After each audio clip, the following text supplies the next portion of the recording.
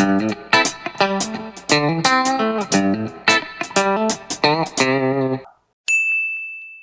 Pubilius! Tudo bom com você? Tudo bem? Você tá bom também? Tudo bem? A mãe tá bom? Todo mundo bem? Então tá bom. Já clica aqui no botãozinho, ó. Qual? Inscrever-se. Aqui, ó, o vermelhinho, pulsante, sensual, sedutor, assim como eu. Tudo bem? Certo? Clica no botão, curta a nossa fanpage, segue eu no Instagram, siga de volta, troca likes e não deixe de acessar o nosso site pra gente começar a conversar aqui sobre concordância verbal, parte 2, sujeito composto. Por que parte 2? Porque tem a parte 1, a parte 1 já foi postada, então eu vou colocar o link aqui, vai aparecer, olha que bonito ele aparecendo aí pra você, você pode assistir, você pode assistir agora, você pode assistir depois, já abre o link aí, certo? E vou deixar aqui também na descrição, pra quem tá por redes que não consegue ver aqui isso que eu estou colocando, então eu vou deixar aqui na descrição também o link, tá? Vamos lá, vamos conversar sobre a concordância verbal, sujeito composto. Sujeito composto é aquele que tem dois ou mais elementos, certo? Ele tem dois ou mais núcleos do sujeito. Como eu expliquei na aula 1, né? Eu tenho o sujeito simples, eu expliquei as regras do sujeito simples e agora nós falaremos dos casos especiais do sujeito composto. É difícil? Não é difícil. Como só vou relembrar, né, nós estamos falando das principais regras de concordância, que são as que mais são solicitadas, pedidas em prova, muito legal. Falei sobre o simples, agora é o composto, e depois tem uma aulinha que eu vou falar só sobre os casos especiais, que independe de ser simples ou composto, são os casos especiais da língua portuguesa, tá? E como eu falei, são sempre solicitadas nas provas. Não adianta eu falar 80 regras de concordância, sendo que 70 não são pedidas. Então eu prefiro falar das que são realmente solicitadas nos editais. Beleza, gente? Olha lá. Qual que é a regra geral? Qual que é a regra geral da concordância quando eu tenho um sujeito composto? É óbvio, o verbo vai para o plural, porque se o sujeito é composto, o verbo tem que ir para o plural, professora. Né? Então eu falo assim, ó, Carol e Pedro estão focados nos estudos. Estou falando com vocês, provavelmente. Quem estão focados nos estudos? Carol e Pedro. Quais são os núcleos que eu tenho dentro desse sujeito? Lembra o sujeito predicado, né? Eu tenho Carol e eu tenho Pedro, beleza. Um núcleo, dois núcleos, o meu sujeito passa a ser composto, certo? Dois ou mais núcleos. Então, pela regra geral, o verbo vai para o plural. Se eu tenho dois ou mais, o verbo vai para o plural. Professora, isso daí, deixa eu te falar um negócio, não é novidade não. Deixa eu te falar um negócio disso daí, isso daí eu sei. Eu sei que você sabe, amor. Vamos para os casos especiais. Eu só tenho que relembrar você qual é a regra geral. Primeiro caso, os núcleos do sujeito estão coordenados assindeticamente ou ligados por E. Claro, professor, não entendi nada. Vamos lá, o verbo concordará com os dois núcleos. Os núcleos do sujeito estão coordenados assindeticamente. Vamos primeiro nesta palavra, assindético. Síndeto, gente, síndeto. Sindético significa conectivo, significa conjunção. Ou seja, neste caso... Eita, que falhou aqui, tudo bem. Neste caso, os núcleos estão coordenados sem conjunção, né? Porque o A significa não. Eu tenho normal e eu tenho anormal, que é não normal, certo? Então, eu tenho síndeto, sindético, que é com conjunção, e eu tenho assindético, que é sem conjunção, ok? Então, ou esses núcleos do sujeito estão sem conjunções conectando-os, ou eles estão ligados pela conjunção E. Qual que é a regra? O verbo concordará com os dois núcleos. Vamos ver no exemplo? A mãe e a sua amiga seguiram para a festa. Quem seguiram para a festa? Esse é o nosso predicado, certo? A mãe e sua amiga. Quais são os núcleos do meu sujeito? Tenho mãe e tenho amiga. Como que esses sujeitos estão conectados? Como que esses núcleos estão conectados? Pela conjunção E. Logo, acaba meio que caindo na regra geral, o verbo obrigatoriamente tem que ficar no plural. Ai, professor, isso eu sei. Tudo bem que você sabe, mas eu estou colocando em regra. Muita gente não observa que isso daqui vai para o plural porque eu tenho a conjunção E no meio. Atenção! Tava achando que tava tudo muito tranquilo, né? Dá uma olhada aí.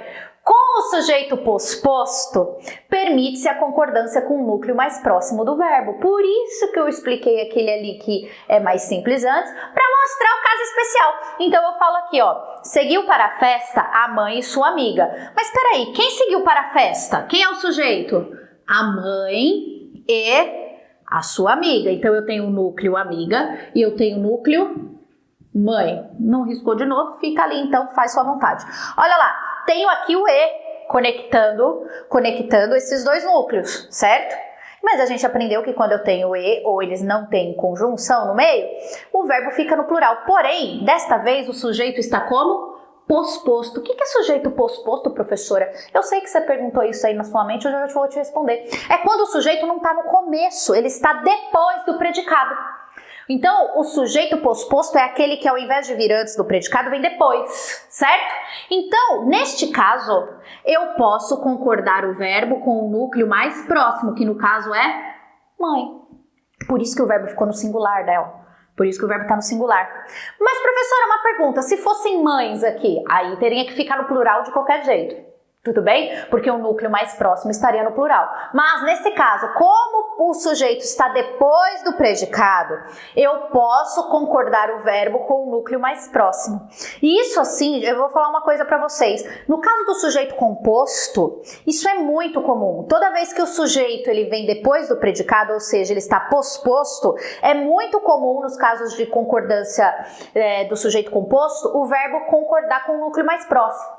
Tudo bem? Então fiquem atentos com isso. Fácil até aqui? Só foi a primeira, né, professora? Então tem que estar fácil. Olha lá. Quando há gradação entre os núcleos? Gradação é vários núcleos do sujeito fazendo uma sequência, tudo bem? Então, ó, o verbo poderá concordar com todos os núcleos, que é a lógica, né, já que eu tenho um sujeito composto com vários núcleos, ou concordar apenas com o núcleo mais próximo. Foi o que eu acabei de falar para vocês. Olha só. Um dia, um encontro, um olhar, um beijo bastavam. Nossa, eu tô romântica. Olha lá, bastavam está no plural porque ele concorda com núcleo dia, núcleo encontro, núcleo olhar, núcleo beijo, né? Porque se a gente fizer a pergunta pro verbo, o que bastavam? Um dia, um encontro, um olhar e um beijo. Eu tenho 4 núcleos do sujeito aqui. 4. Pela lógica, o verbo pode ficar no plural. Óbvio, gente, não está errado.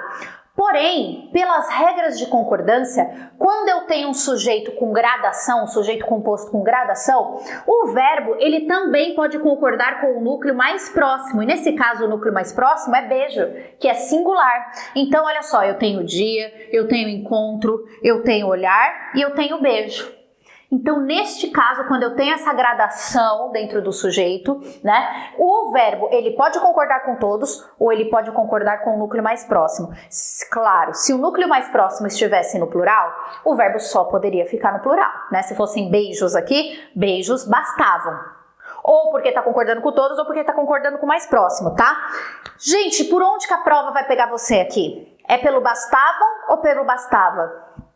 É pelo bastava. É onde eles costumam colocar lá dentro das alternativas, né? Aí você não percebe que é uma gradação, vê o bastava no singular, não percebe que ele poderia concordar com o núcleo mais próximo, o núcleo do sujeito mais próximo, e coloca isso como alternativa errada. Errou feio, errou rude, amor.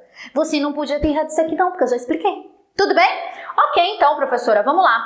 Quando o sujeito for constituído pelas expressões um e outro, nenhum nem outro, o verbo pode ficar no singular e no plural, ou seja, você só erra se você quiser, você só erra se quiser. Olha lá, um e outro já chegou, um e outro já chegaram, os dois estão certos?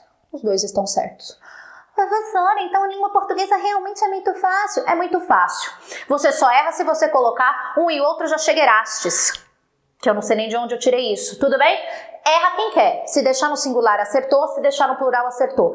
Que tem? Por que então eu tenho que saber, professora? Porque se a prova te cobrar, né? Porque tem gente que fala assim, como é um sujeito composto, o verbo deveria ficar sempre no plural.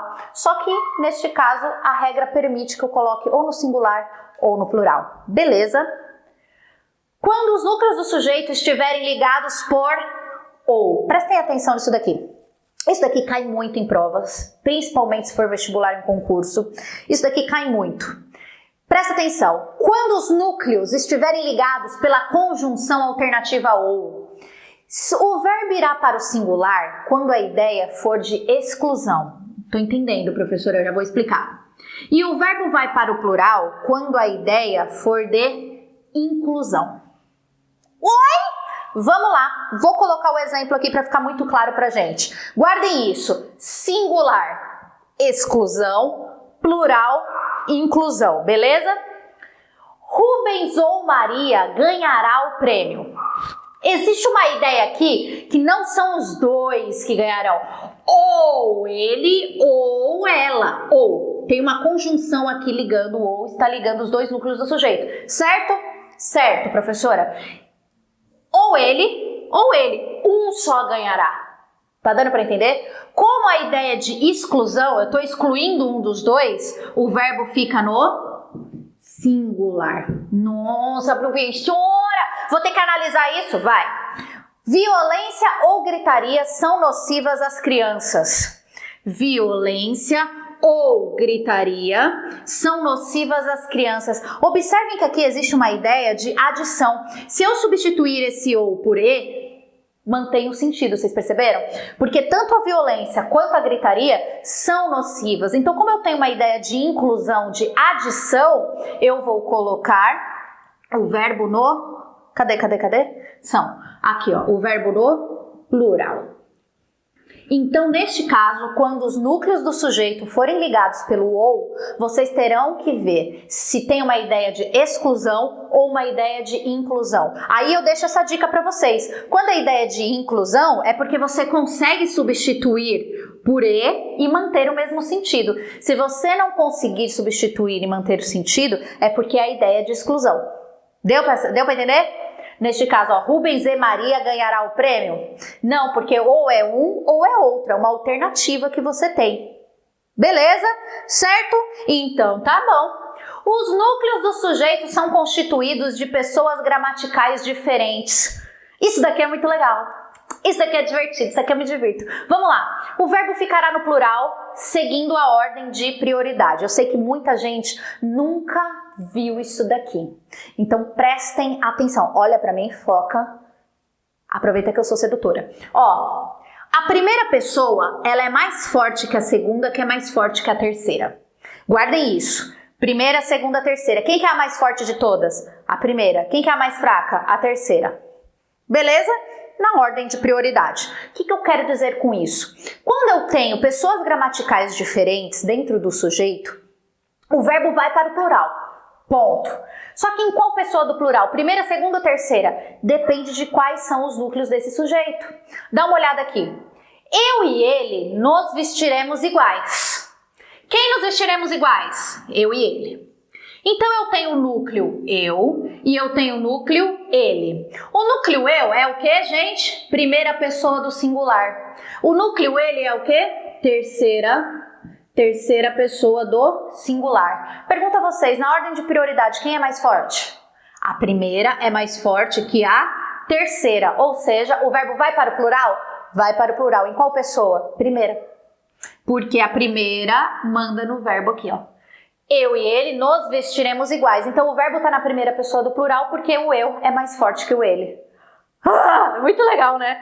Eu e ela nos tornaremos amigos. Mesma coisa. Eu tenho aqui a primeira pessoa do singular e eu tenho a terceira pessoa do singular. Certo? Por que o verbo ficou na primeira pessoa do singular, ó? Por que ele está na primeira pessoa do plural?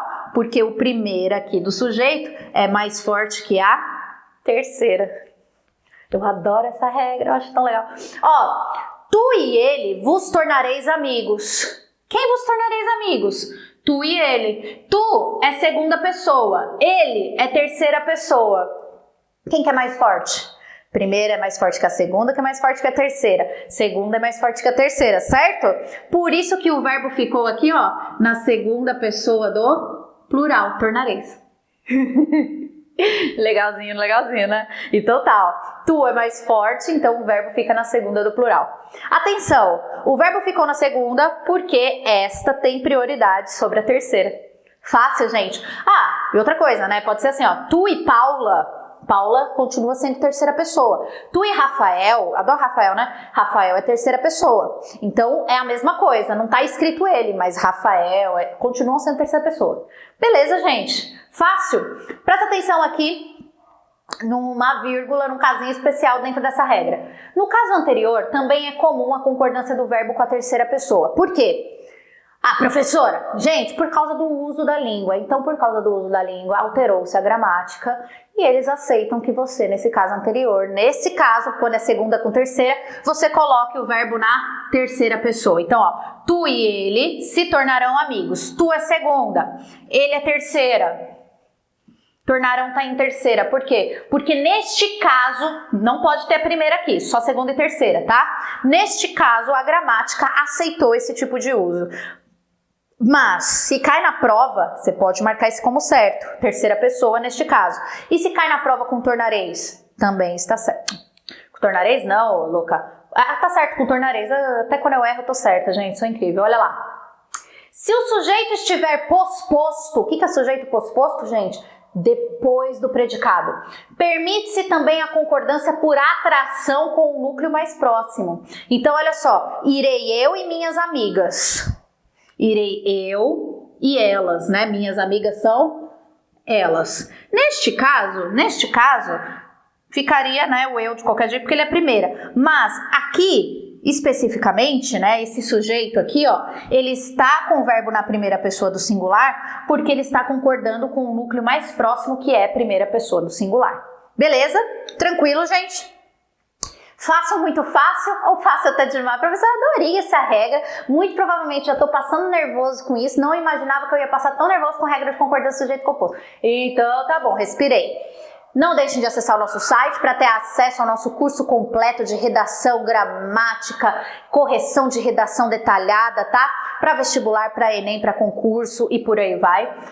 Clica aqui no botãozinho, gente, inscrever-se, já dá um like nesse vídeo. Esse vídeo aqui merece, esse vídeo é incrível. Redação e Gramática, que é a nossa fanpage lá no Facebook. E também me siga no Instagram, pra ver lá todas as baixarias que eu posto. Um beijo pra você, até o nosso próximo encontro e tchau!